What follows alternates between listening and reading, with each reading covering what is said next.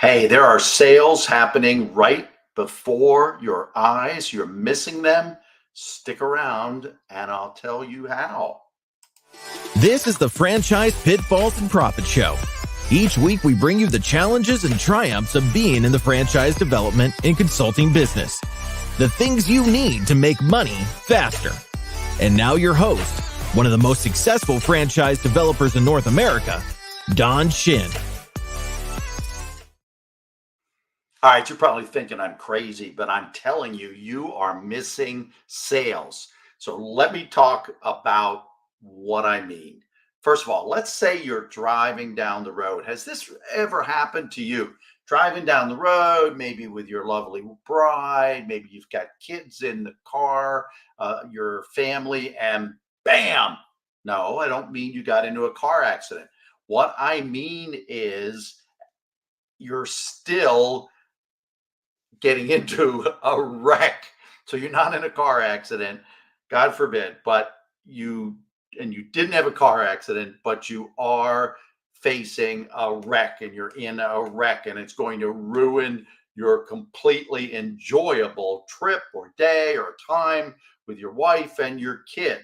Why am I saying all this? You think I'm crazy? What I'm talking about is that you're driving down the road and you see a new franchised business opening. And guess what? You didn't make that placement. You didn't make that sale. So here's what you need to do. You need to become the expert in franchising in your town, in your area. And I'm going to tell you how to do this. I've got some great tips for you today on becoming the go-to person, the expert in franchising in your community. So here's what you want to do. First thing that you want to do is join your local chamber of commerce.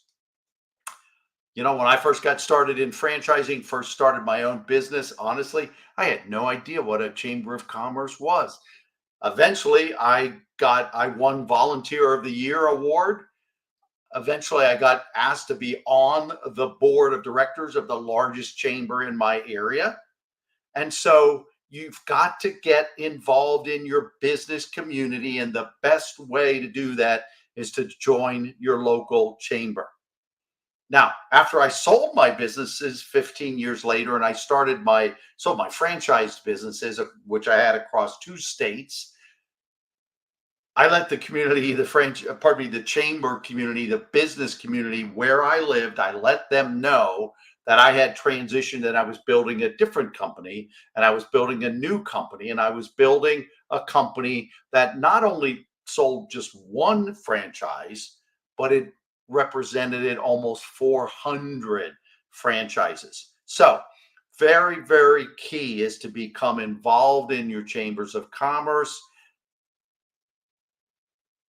and become part of the business community, part of the fabric, if you will, of the business community.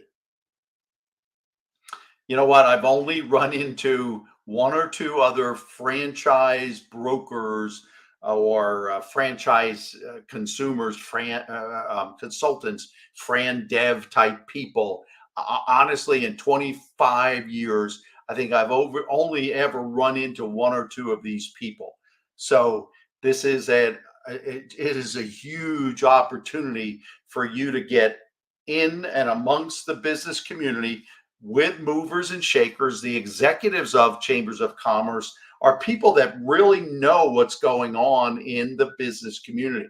So it's just a great place for you to become the go-to expert. Chamber of Commerce, join it today. All right, second thing, join a networking group. What do I mean by that is depending on the size of your town, you can't cover it all.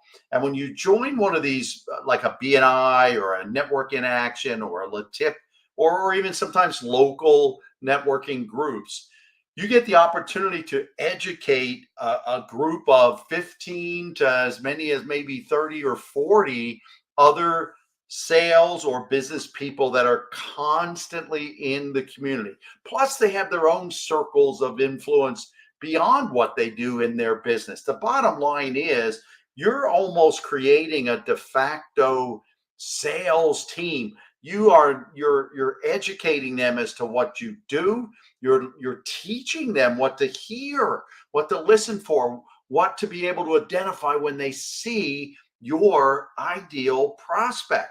So you've got these eyes and ears and all around your community and again, even amongst their circles of friends and neighbors, you then get referrals and references to you through your local networking group. It's very different than the Chamber of Commerce, and I encourage you to do both. Once you start to get referrals from your networking group, because you've taught them exactly what an ideal candidate looks like to you, what's your most favorite types of people to work with, you then are going to have high quality leads. You're going to have very interested leads because these people are going to know what you do. They've been referred by somebody they trust, and it's going to be, and often they're referring someone that's just like them, and you know them in your networking group, and they're great people. So this is just an ideal way to get local and to generate leads in your local markets. And again, to become the go-to person about franchising in your community. The third one I really want to talk about as well is that you want to meet and develop relationships in and amongst franchise owners, franchise partners, franchise people. Because you know what? It's not uncommon to find someone who already owns a franchise to either own second ones or third ones or want to own another franchise. Sometimes the second one is just a second location of the one they already own, and that's fine. That's not going to come through you as a consultant or a fran dev person. But you know what? Sometimes it's a different concept. Sometimes the franchise owner wants to diversify outside of the type of franchise that they first got into. I'll give you an example of someone, a good friend of mine, I won't mention names, was with the franchise that I was originally with. He started his entrepreneur journey through a business training and coaching company that I was a master franchise of. Eventually, he decided to diversify. He brought his wife into the second business. He bought a haircut franchise, and I think he opened a second location of the haircut franchise. So technically, he owned three individual franchises, two different types, and he was able to bring his family into one of the two businesses. I'll give you another great example. This is probably both of them are good examples, but this is probably a great example of the type of approach you want to go for. There was, and I'll use some names, Massage Envy and European Wax. These are two franchises that are strip mall type franchises. They both, again, will have similar blueprints or platforms or formats, layouts of the office of their facility, their unit. They're also going to have similar employee base, but really key, their target markets are going to be similar. Someone who's going to use European Wax is quite probably also going to use Massage Envy to get massages. So the bottom line is that when you get in and you market directly to the existing franchise community in your town, what you're doing is bottom line is that by the way, the reason I give this example is when Massage Envy ownership and leadership started European Wax, they went out to their own franchise communities and said, would you like to be part of the next brand we're introducing? And many of them did. So the bottom line is that You do not have to convince them of the benefits of franchising. You do not have to see if they can run a business or not, if they've got, transferable skills to be able to run a business or not. And generally speaking, you do not have to see if they're financially qualified, because odds are, if they're running one successful business, they're good for the next one. And so when you're dealing with and getting to know and marketing to and targeting existing franchise owners, you've got a yes to all of these things. And what that means is it's a much easier conversation, and it's a much quicker sale when you find the right match. When you find the right match. And then the last thing, the fourth thing, check in with some of your social groups, people, organizations and things that you go to and you belong to. So, Rotary, Kiwanis, some of your military organizations like VFWs and American Legions, your church, the clubs where your kids play sports. This is similar to meeting and marketing to the franchise ownership community.